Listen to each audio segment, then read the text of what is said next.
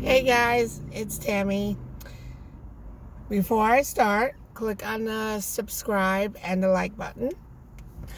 So I'm just going to tell a real funny story for those females that have fibroid issues.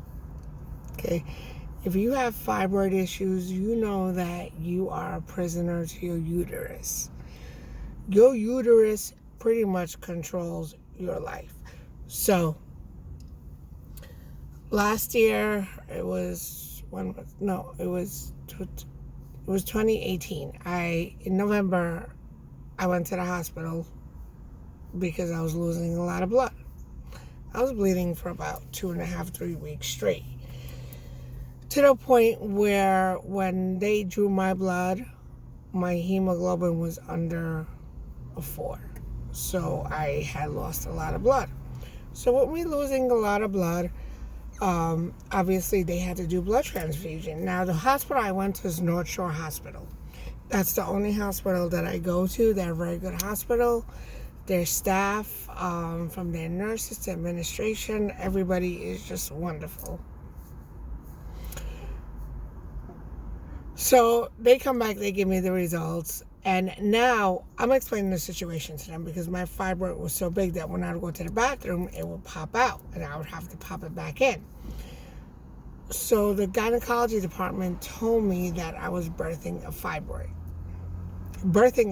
I was literally contracting and giving birth to a fibroid. And North Shore is a student hospital. So you expect a lot of interns, a lot of medical students. Okay. So, we're waiting for the blood. They stopped the bleeding. And by the way, my coworker, he named my fibroid Fibby The Fibroid, because he knew I was complaining for a few days and whatnot. So I'm sitting there and they're, following up on me and everything, and they start the blood transfusion line. Now keep in mind that when I went to the hospital, I went hungry.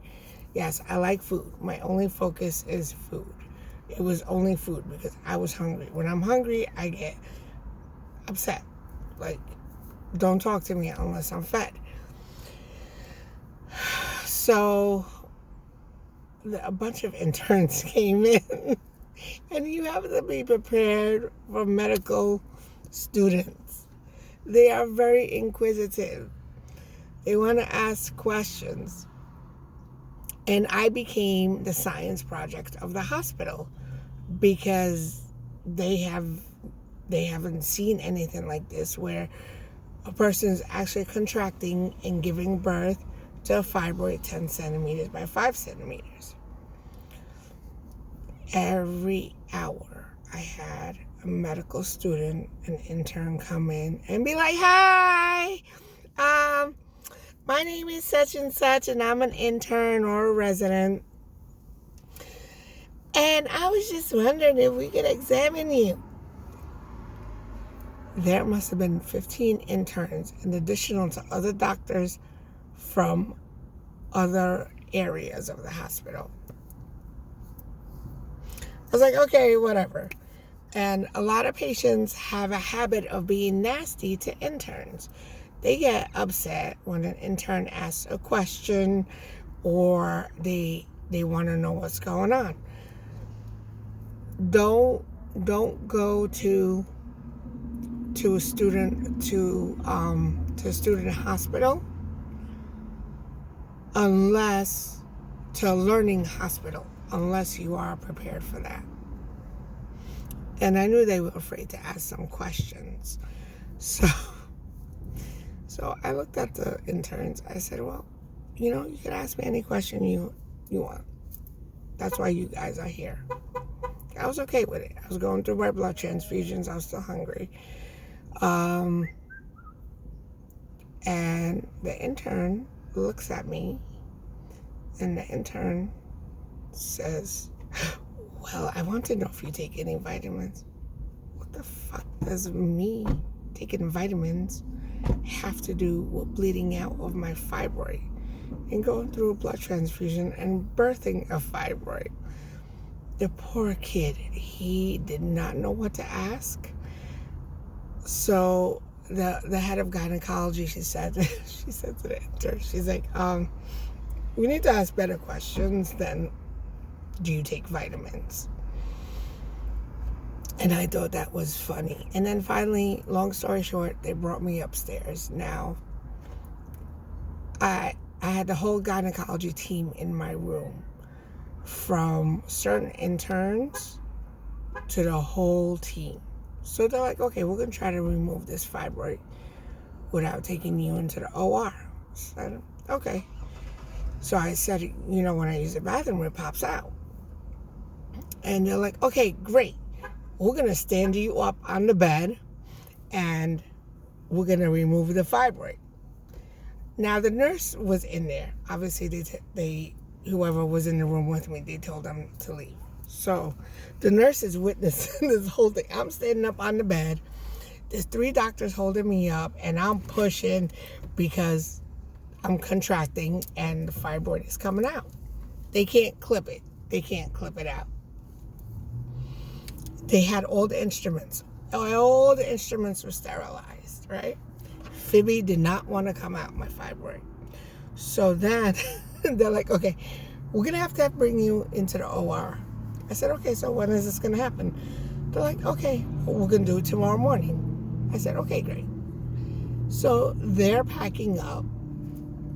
And I said, I just have one question. I was like, I've been here for 14 hours. I'm hungry. They're like, oh my God, you haven't eaten? No. Nobody wants to give me food. So they brought me food. So let me tell you, North Shore Hospital, they have really, really good food. I don't care what anybody says about hospital food, and I don't eat hospital food, but North Shore really does have good hospital food. Oh my God, on Monday night, they have lamb chop. The lamb chops are off the chain. If you got to be admitted to the hospital, go from a Sunday to a Monday. So I was in the hospital. They did 4 blood transfusions. They couldn't bring me into the operating room until they did at least 3 of the transfusions. And then when I came out, they did the other transfusion. But the moral of the story is that fibroids are blood-sucking. I don't even know what they are. They're just blood-sucking, non-cancerous tumors in a woman's body. I was a total victim to my uterus. Total, like, I was just a prisoner to my uterus. It was just ridiculous. But for those females that have fibroids, you do understand what Fibby put me through. It was 10 centimeters by 5. The entire time I was hungry. The entire time there were interns or residents coming into the room, even doctors from endocrinology and the heart area. This traveled all through the hospital. But my point is, if you're going to go to a hospital, and it's a learning hospital, be prepared. And don't give the interns, these new doctors fresh out of school, don't give them no problems. They just want to learn. And sometimes they do ask stupid questions. They do. But they took Fibby out. I have a picture of Fibby, but I'm not going to show you a picture of Fibby because it's really nasty. But yes, us women, we are prisoners to our uterus. It's sad, but it's true. Alrighty, you guys. Look, have a great Thursday. Have a good day.